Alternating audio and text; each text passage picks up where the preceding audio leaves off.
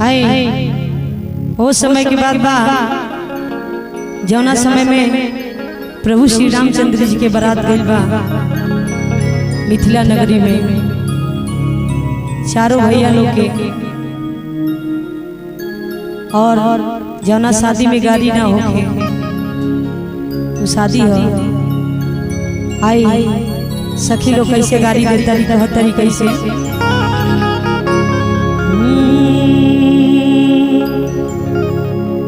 कि राम जी से पूछे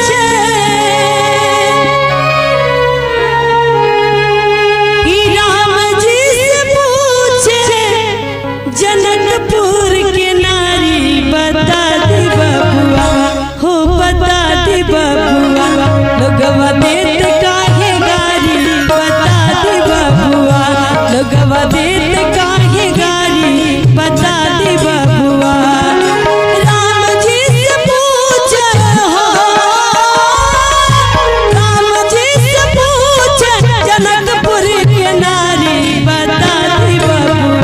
लोगवा देत काहे गारी बता दे बबुआ लोगवा देत काहे गारी बता दे बबुआ।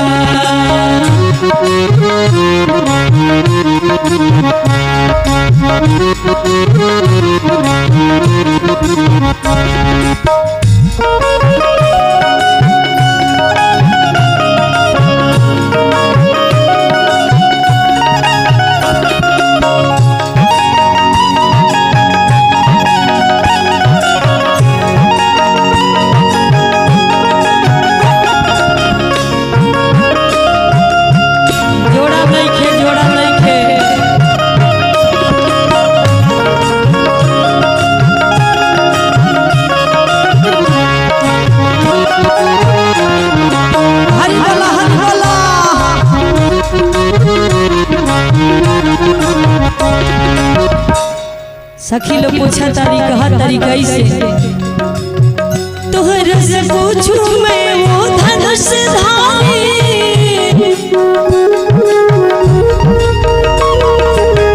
तोहरा से पूछू मैं वो धनुष धारी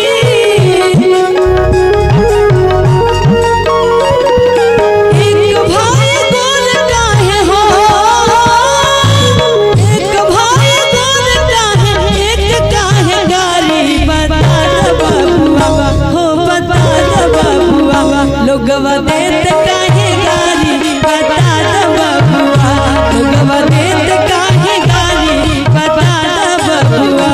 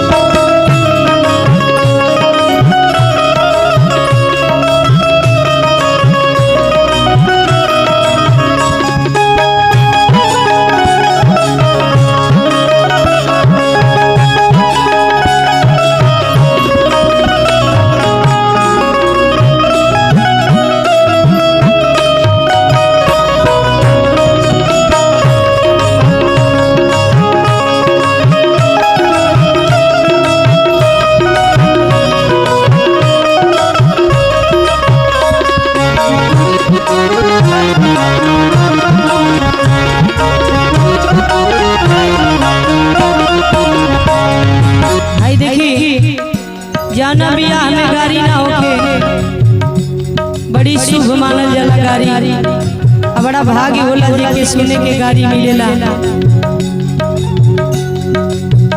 ये बूढ़ा बाबा तो हर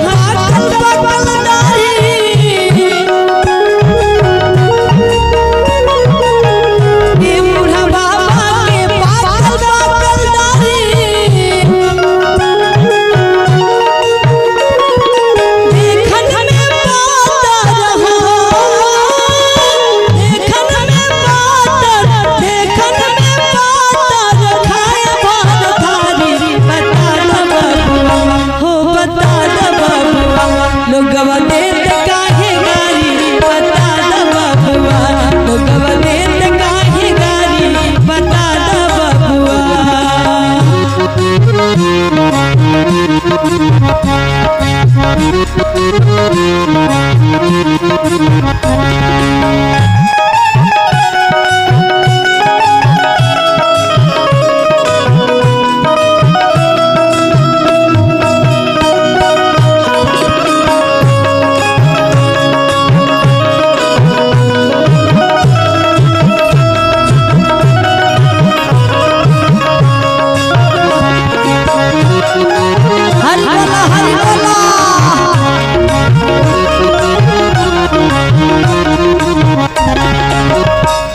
देखी एकदम गर्दा हो गइल बा। राजा दशरथ जी कइले होशियारी,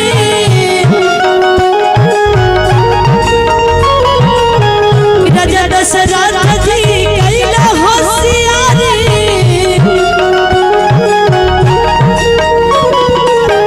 कइले होशियारी हो कइले होशियारी।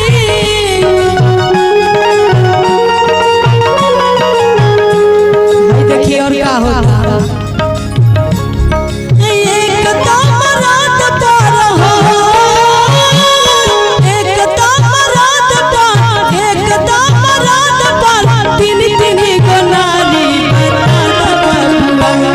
बता द बबुआ लोगवा दे